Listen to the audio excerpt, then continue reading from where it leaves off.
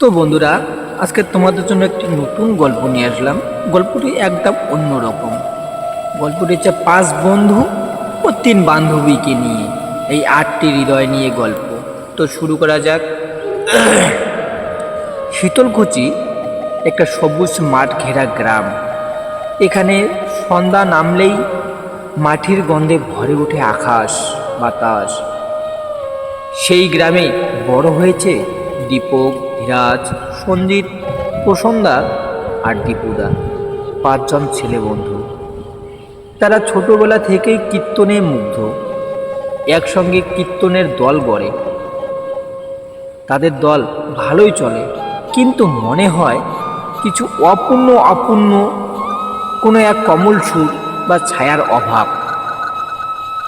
ঠিক এই সময়ে আসে শোনাই নতুন এক কণ্ঠ, যেন সুরের নদী।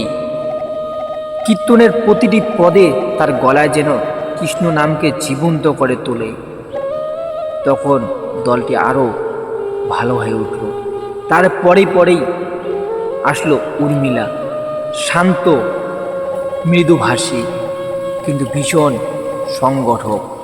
সোনাইকে সাহস দেয় এবং সোনাইয়ের সঙ্গে কখনো কখনো তাল মেলায়। তার পরেই শিবানী, তার নৃত্যে যেন রাধার ছায়া। কীর্তনের সঙ্গে সঙ্গে সে নাচে, মাঝে মাঝে সোনাইয়ের সঙ্গে কণ্ঠ মেলায়, উর্মিলার সঙ্গে তাল মেলায়।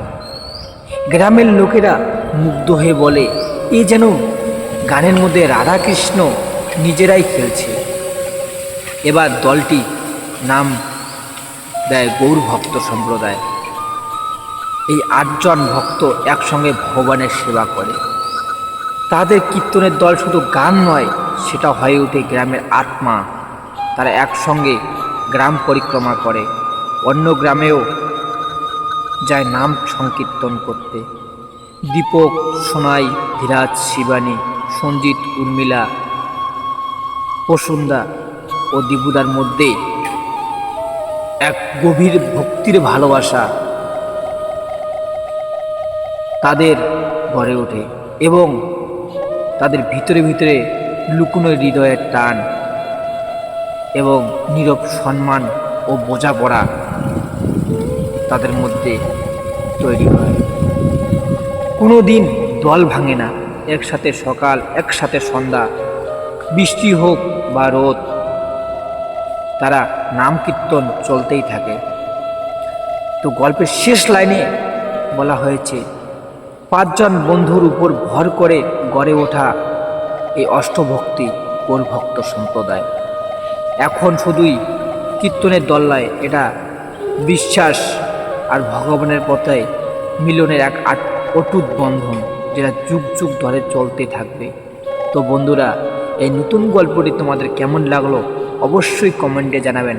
যদি ভালো লেগে থাকে অবশ্যই লাইক, কমেন্ট, শেয়ার করে পাশে থাকবেন। ধন্যবাদ।